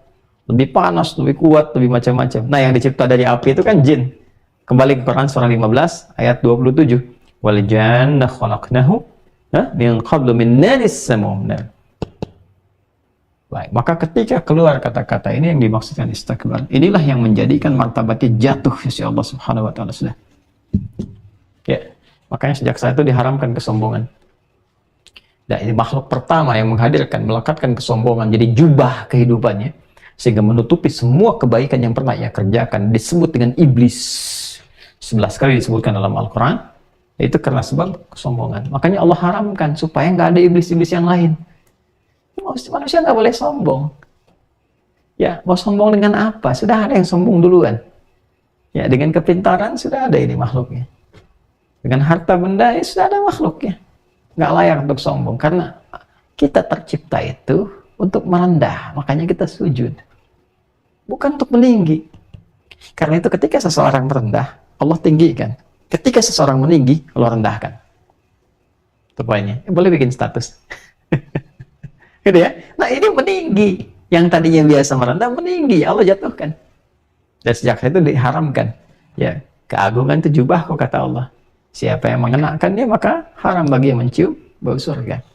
Maka hati-hati teman-teman sekalian. Pelajaran terbesar di ayat ini ya adalah yang pertama, niatkan segala aktivitas kita untuk menaati Allah Subhanahu wa taala.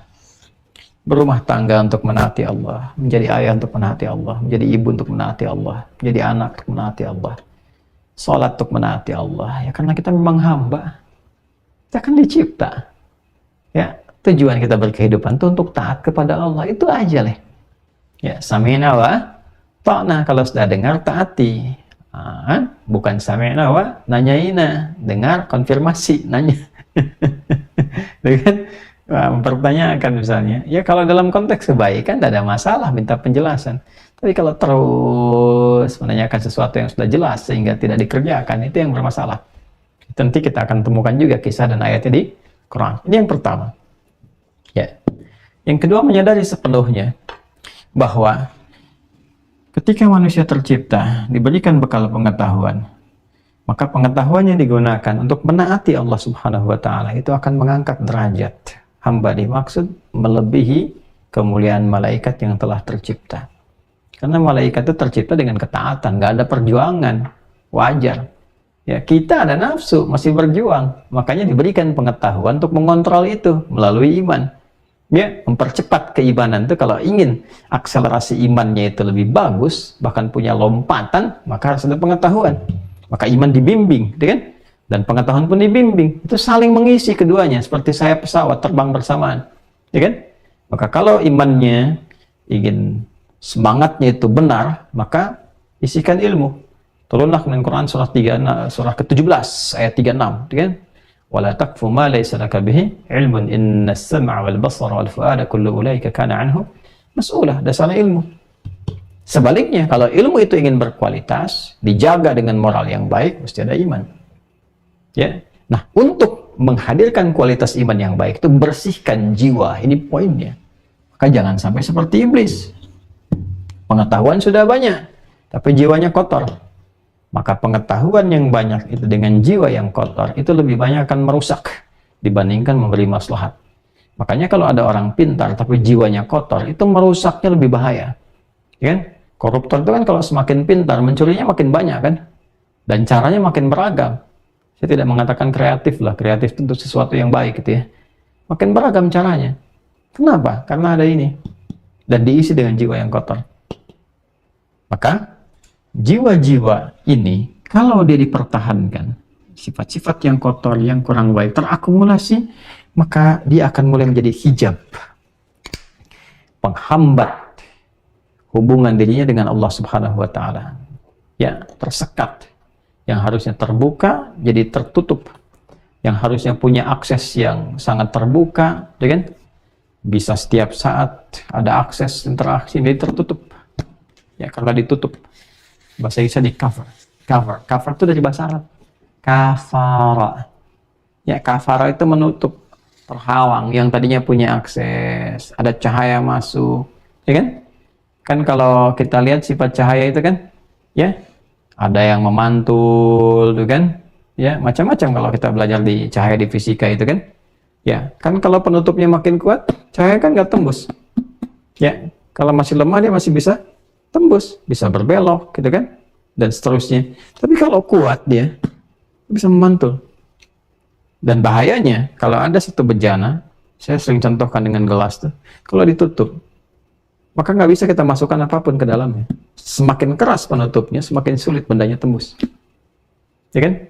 Nah, itu dalam bahasa Arab, menutup sesuatu sehingga tak nampak di dalamnya disebut dengan kafara. Makhluk pemiliknya disebut dengan kafir. Kafir itu yang tertutup atau menutup dirinya. Dia ada makhluk yang pertama kali menutup hubungannya dengan Allah, itu iblis. Sudah bagus terkoneksi, dia tutup tuh dengan jubah kesombongan.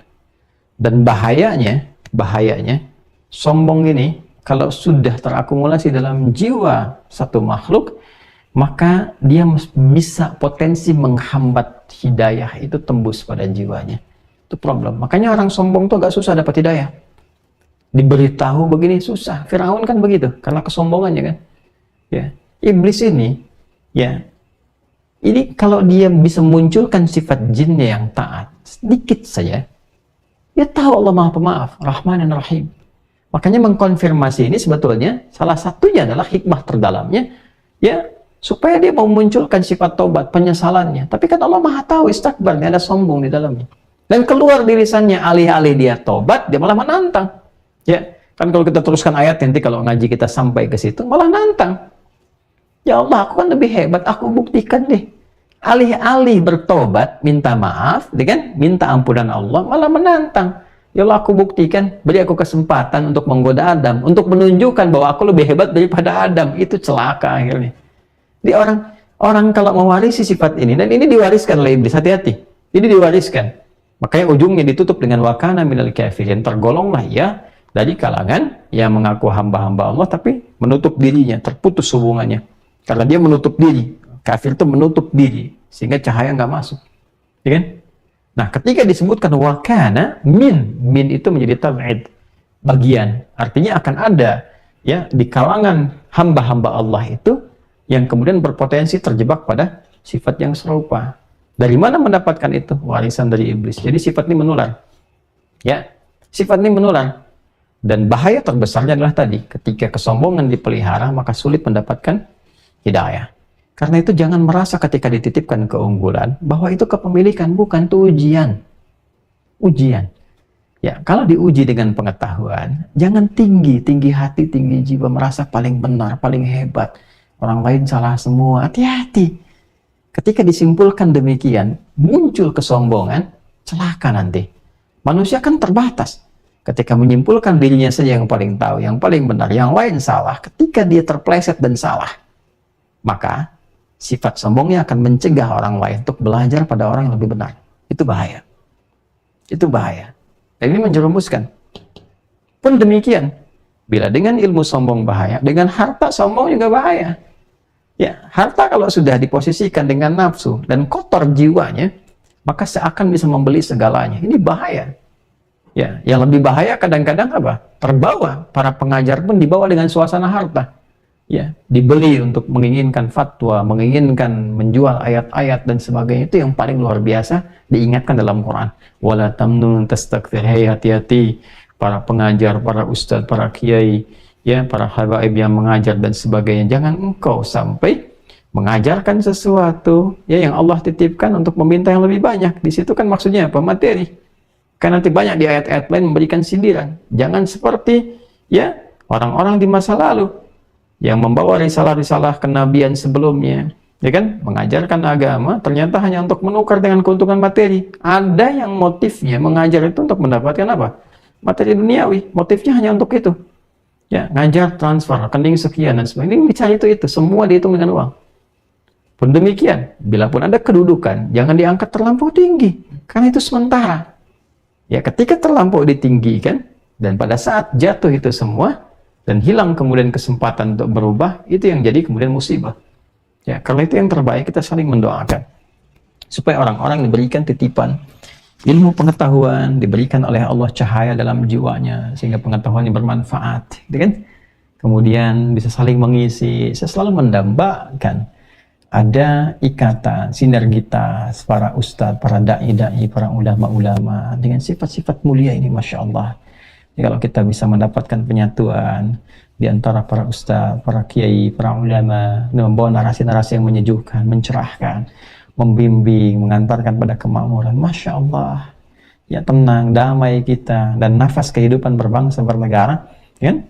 Di bumi pertiwi ini, di Indonesia ini, akan semakin luar biasa. Ya, kenapa? Karena walaupun bangsa ini, negara ini bukan negara agama, tapi nafas kehidupannya didasarkan pada nilai-nilai keagamaan.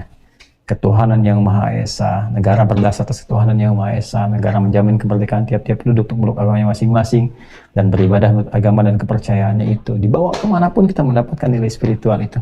Ya? Nah, kemudian para pemimpinnya bisa bersatu untuk membangun bangsa, membangun negeri, saling menguatkan, kan? Tidak saling menjatuhkan. Kemudian orientasinya bagaimana bisa membangun, membuat kebijakan yang baik, yang memakmurkan dari level atas sampai dengan level yang paling rendah. Makmur negeri ini.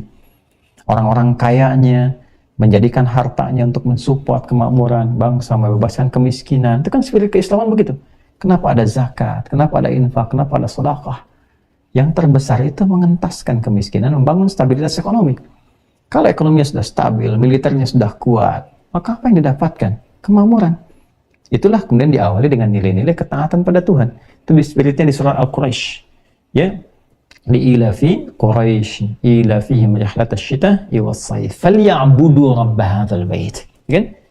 Maka atas apa yang kau dapatkan dalam konteks kehidupan berbangsa bernegara yang nyaman itu, maka hadirkan rasa syukurmu dengan menyembah Tuhanmu, Rabbmu. Ya, itu dasar yang paling pokok. Baru setelah itu, alladzi at'amahum min ju', yang memberikan stabilitas ekonomi, ya, menjaga supaya rakyat tidak lapar, wa amanahum min khauf, ya, dan menenangkan mereka dari kegelisahan, ketakutan. Ya, nah itulah ada kekuatan militer yang kuat, stabilitas ekonomi disertai dengan nilai spiritual yang kokoh. Sebab nilai spiritual itu penting. Kalau rakyat masyarakatnya itu lapar, mudah diprovokasi, mudah diarahkan kemanapun. Tapi kalau spiritualnya itu kuat, dia bisa menjaga diri. Nah, makanya penting di situ peran ulama yang menyatu. Ya, saya mendambakan kalau kita punya database, saling merekomendasikan, ya, saling menyatukan. Kalaupun ada perbedaan-perbedaan dalam masalah-masalah cabang, furu'iyat, yang menunjukkan sebetulnya pilihan untuk kemudahan yang bisa diambil. Kan seleranya ini gak harus semua sama, ada pertimbangan yang berbeda. Yang penting pokoknya itu tidak beda. Ya, kan di agama itu ada yang pokok, ya kan? Ada yang keutamaan. Keutamaan itu secara pandangnya bisa beda, kembali kepada kenyamanan masing-masing. Contoh bagaimana? Yang pokok misalnya sholat subuh besok, ini kan 2 rakaat, itu pokok. Sholatnya cukup 2 rakaat, ya kan? Tapi bagaimana kita kemudian menunaikan sholat itu diatur yang pokoknya, semua awal sampai akhir sama. Nanti di dalamnya misalnya ada kunut. Nah, kunut ini itu kan furu' namanya, ya, bagian dari cabang. Apa yang dimaksud dengan cabang di sini? Ya, cabang di sini adalah bagian dari doa yang bisa dipilih. Ya, Anda mau lakukan itu silahkan, di dalilnya kalau ingin melakukan. Jadi contoh yang pernah dilakukan. Kalau tidak melakukan, ini landasannya. Ini contoh yang mengerjakannya siapa gitu. Nah, dasar melakukan begini, tidak melakukan begini. Masing-masing punya pertimbangan. Tapi baik yang kunut ataupun yang tidak kunut tidak mempengaruhi keadaan sholat subuhnya. Ya kan? Yang salah itu yang tidak sholat subuh. Itu maksudnya. Ya, jadi jangan sampai kemudian yang kunut mencela yang tidak kunut atau sebaliknya. Tapi kita jelaskan. Yang tidak kunut begini, yang kunut begini. Kalaupun saya memilih tidak kunut, alasannya begini. Anda yang di tempatnya sudah biasa kunut, jangan paksakan tidak kunut. Maka yang tidak kunut datang ke tempat itu, dia kunut. Dan ajarkan masyarakatnya supaya tetap dengan kunutnya, supaya tidak muncul persoalan-persoalan. Ya, maka sebaliknya, ke tempat yang tidak kunut, jangan dipaksakan kunut. Maka silahkan imami dengan tidak kunut. Atau mengaminkan kalau kunut, tidak seharus sujud sahwi kalau tidak kunut. Maka dijaga ini semua. Maka insya Allah, Masya Allah, kalau kita terangkan dengan baik, mengerti, ya tanpa harus sudah memaksakan, itu kan pilihan. Ya, yang harus dipaksa itu yang sesuai dengan pokoknya. Ya, nah kita sepakat pada yang dilarang, kita sepakat. Ya, dosa-dosa besar itu harus ditinggalkan. Menghalalkan dosa besar berbahaya. Resiko bisa kufur, kan? Ya, zina itu dosa besar. Sudah, nggak bisa ditolak. Membunuh dosa besar, menghalalkan itu berbahaya. Ya, bisa bertentangan dengan nilai keimanan, itu bahaya sekali. Maka kita sepakat di situ. Ya, sebab-sebab ditinggalkan. Maka teman-teman sekalian, indah bila ini kita hadirkan dan ada perjuangan untuk bisa mengatasi gejolak-gejolak perasaan, termasuk problem terbesar adalah ternyata makhluk ini dia tidak mencukupkan pada keadaan dirinya. Dia punya sifat dendam yang berkelanjutan. Yang dendam itu ingin dia buktikan untuk menunjukkan kepada Allah yang bahkan sudah maha mengetahui sebelum dia sampaikan bahwa dia masih merasa sebagai makhluk terbaik dengan kesombongannya. Maka bagaimana kisah selanjutnya? Apa yang terjadi dan menimpa iblis itu? Seperti apa dia bersikap? Insya Allah itu akan menjadi materi lanjutan di pertemuan berikutnya. Ya, teman-teman sekalian ya. Alhamdulillah kita telah tuntaskan ayat 34. Insya Allah kita sambungkan pada ayat 35. Izin menyampaikan informasi. Sebelum kami akhiri, kami tutup. Rabu yang lalu Alhamdulillah seperti schedule biasa, ya, kita mengunjungi pesantren untuk mengecek keseluruhannya. Alhamdulillah teman-teman sudah 80%. Insya Allah setelah ini kita akan tunjukkan perkembangan foto-foto dan sebagainya. Ya, juga risalah yang ingin kami sampaikan, insya Allah kita ingin speed up percepatan sehingga September ini insya Allah sudah tuntas semua pembangunan, tinggal penyesuaian infrastruktur jalan dan seterusnya. Insya Allah jadi setahun genap kita 11 September ya 2022 kita peletakan batu pertama, jadi 11 September 2023 kita berharap juga selesai ya, tuntas, tinggal nanti infrastruktur jalan dan sebagainya serta interior di dalam bangunan-bangunan. Artinya teman-teman masih terbuka kesempatan untuk wakaf, masih ada waktu kurang lebih 3 bulan ke depan. Silahkan bagi teman-teman masih ada kesempatan, ini wakaf ya, ini bukan donasi, ini wakaf. Wakaf artinya peluang bagi Anda untuk beramal dan menjadikan amalan ini terpaku di satu titik saja ya, kepemilikannya diserahkan pada Allah Subhanahu wa Ta'ala. Karena itu saya tidak memiliki, saya hanya mengelola saja. Semua jengkal tanah sampai ke semua aset dan sebagainya kita niatkan untuk ibadah. Dan kami didik sekarang calon-calon guru ya, sehingga bisa meneruskan ke depan. Kalau saya tidak ada pun saya meninggal dunia, nanti insya Allah akan ada yang meneruskan, sehingga amal itu kita harapkan terus berkelanjutan. Ya, teman-teman yang masih untuk peluang berwakaf terbuka di rekening Bank Syariah Indonesia, insya Allah sudah bisa tersambung sekarang ya, Bank Syariah Indonesia BSI nomor 111 3 kali satunya 4444 ya, 4 kali 4 nya 142 111 4444 kemudian 142 atas nama Ma'had Islam Rafi'ah Akhyar, Ma'had Islam Rafi'ah Akhyar. Nah, setelah itu selesai, insya Allah teman-teman kita akan buka ya ta'lim pertama, mungkin kita bisa rasakan di bulan Oktober ya, insya Allah bisa dipakai untuk menginap ya, nanti dengan izin Allah Subhanahu wa Ta'ala. Kalau sekarang mungkin ada beberapa kajian khusus yang kita selenggarakan di tempat tertentu ya, biasanya kalau di masjid itu untuk umum, kalau ini khusus yang ikut kajian Mira misalnya, nanti insya Allah di pekan depan ya, untuk mulai yang umrah dulu, pekan berikutnya nanti baru yang ke Mira. Kita akan carikan tempat mungkin di satu ruangan di hotel khusus, bukan kamar ya, karena kita bukan tipe mengajar untuk tinggal, bukan ya, untuk nyewa aulanya saja, dan itu dari kami, tidak ada yang bayar ya. Saya tidak terbiasa teman-teman membayar untuk talim, tidak ya. Jadi kami akan siapkan tempatnya, teman-teman sudah daftar kan ya, sudah daftar itu disiapkan aja ya, kemudian baik di Mira yang insya Allah yang Ahad itu untuk yang umrah dulu, karena kita mau berikan pembekalan ya untuk 6 bulan ke depan, kan masih lama berangkatnya, tapi kita akan bagikan perangkat dari mushaf kotak yang seperti ini. Insya Allah nanti setiap teman-teman mendapatkan ini 30 juz ya, di dalamnya nanti ada satu lembar yang berangkat, nanti ada paket juga pendampingnya. Jadi diharapkan sudah mulai menghafal, nanti insya Allah selama 6 bulan ke depan dibimbing, ada pembimbing, ada musyrifah akan mendampingi ya, musyrif untuk laki-laki, musyrifah untuk perempuan. Diharapkan selesai 30 juz sebelum berangkat, dan insya Allah di sana ditakrimkan, kita koneksikan ke salah satu imam Masjidil Haram saat berada di Mekah ya. Mudah-mudahan di Madinah juga kita dapat koneksi dengan imam Masjid Nabawi. Kemudian yang selanjutnya juga akan diberikan insya Allah buku untuk panduan umrah, sehingga saya tidak menginginkan ada yang berangkat di sana masih pakai buku pakai bacaan, tidak, semua sudah hafal bacaan, sudah hafal cara, sehingga berangkat dalam keadaan yang baik. Kemudian yang kedua teman-teman sekalian, insya Allah sebentar lagi, bahkan di bulan Masehnya bulan ini, kita akan mendapati Idul Adha, dan di dalamnya selain ada sholat juga ya, ada keutamaan di 10 hari pertama, juga ada kurban. Nah, alhamdulillah di tahun ini kita memfasilitasi kembali setelah kita dapati alhamdulillah membahagiakan di tahun kemarin. Kali ini kita buka kembali tebar kurban ya, bersama program yang kami siapkan di tempat-tempat strategis, dalam arti yang masyarakat yang belum tentu bersentuhan dengan daging ya, bisa jadi di antara mereka mendapati setahun sekali. Jadi kami sudah siapkan tempat-tempat daerahnya. Teman-teman yang berminat untuk menitipkan bagian korbannya, silahkan terhubung ya, di kami ada di IG itu ya. Teman-teman lihat di situ ada program untuk korban yang gambarnya kambing, bukan gambar saya ya, gambar kambing. Ada kambing, ada sapi itu yang warna kuning itu ya. Nanti silahkan cek ke situ, masuk. Insya Allah nanti kita akan fasilitasi di situ, nanti ada webnya langsung, terhubung langsung aplikasinya, tinggal teman-teman pelajari, daftar ke situ, dan nanti kita tidak biarkan hanya sekedar daftar selesai, tidak. Insya Allah nanti diberikan buku pendampingan, juga nanti ada Zoom ya sebelum ibadah kurbannya untuk memberikan detil-detil ibadah yang terkait.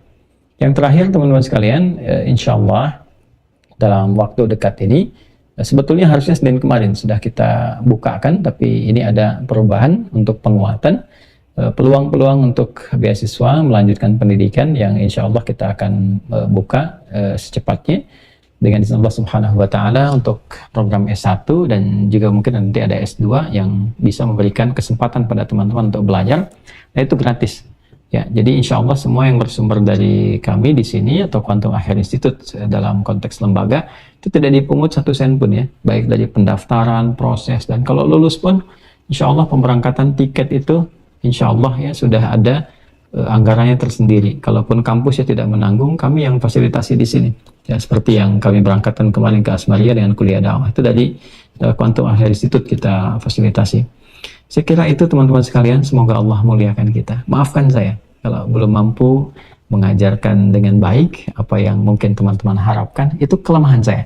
Mudah-mudahan bisa didapatkan di ustadz lain, kiai lain, ya habaib dan yang sebagainya, dan semoga Allah muliakan semua kita untuk mendapatkan ridha Allah Subhanahu wa taala. Semoga Allah jaga negeri kita, bangsa kita, berikan hidayah pada para pemimpin dan segala yang bertanggung jawab dalam konteks kehidupan berbangsa bernegara untuk meringankan hisab mereka dan hisab kita saat kembali pada Allah Subhanahu wa ta'ala.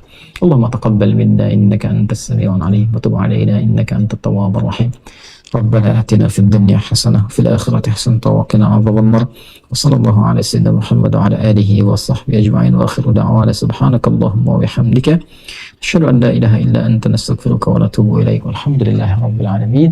السلام عليكم ورحمة الله وبركاته.